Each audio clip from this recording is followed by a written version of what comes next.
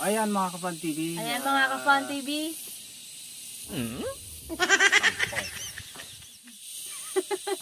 Ano nga nito sa hawak ko? Kaya tayo natatanggihan sa monetization eh. Ayun, update lang namin kayo mga Ka-Fan TV dito sa status ng ating channel. Ito kasi ang ating channel, itong DNK Fan TV. Eh ano, na-reach na po namin yung requirement ni YT ng YouTube na 4,000 watch hours at saka 1,000 subscribers. Kaya lang nung ina-apply namin sa monetization, tinatanggihan yung aming application.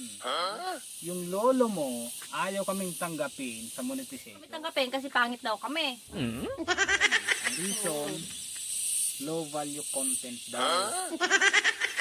So, ganoon, nireview namin yung aming channel. Ang problemang nakita namin, yung kakaunti ang laman. Kakaunti lang kasi ang laman nitong ating channel. Ilang video lang kasi, may higit 10 lang yata, wala pang 20. Pero, sa kabila no, na-reach na po namin yung 1,000 subscriber at saka yung 4,000 watch hours. So, ganun kaganda itong kasama ko, kaya gusto ng mga viewers.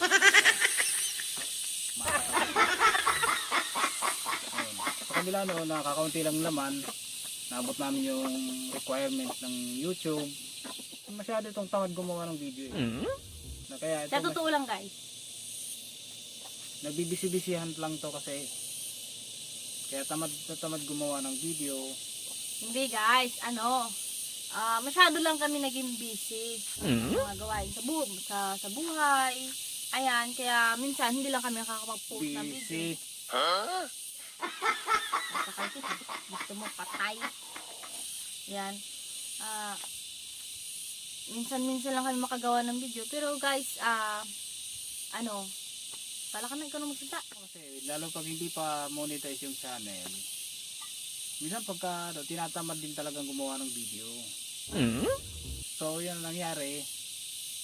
Bagaman marami naman sanang nanonood sa ating channel, kaya lang minsan talaga sa kabila at talagang maraming reason ng maraming talagang dahilan tayo para bakit hindi tayo makagawa ng maraming mga content.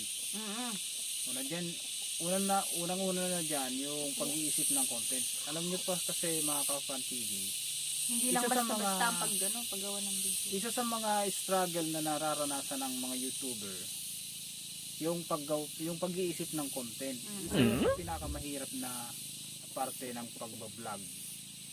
Yung pag-iisip ng content, kung ano bang gagawin mo, Saka kaya kung wala kang isip, pag wala kang talagang isip, wala kang maiisip, kaya kailangan mong maghanap ng isip para ka magkaisip. Yan, tama yun. Siyempre, hindi pa monetize ang channel mo, kaya medyo tatama rin ka pang gumawa ng video kasi mas mahirap pa kasing mahirap pa kasing pagtuunan ng pansin yung pag-vlog pagka hindi pa monetize, pag hindi ka pa sumasahod. Oo, Hindi, nakikinig ako. kasi mga Ka-Fan TV, subukin namin gumawa ng maraming video pagka hindi Ayan guys, mga Ka-Fan TV, bye bye, masasakal ko lang kasi.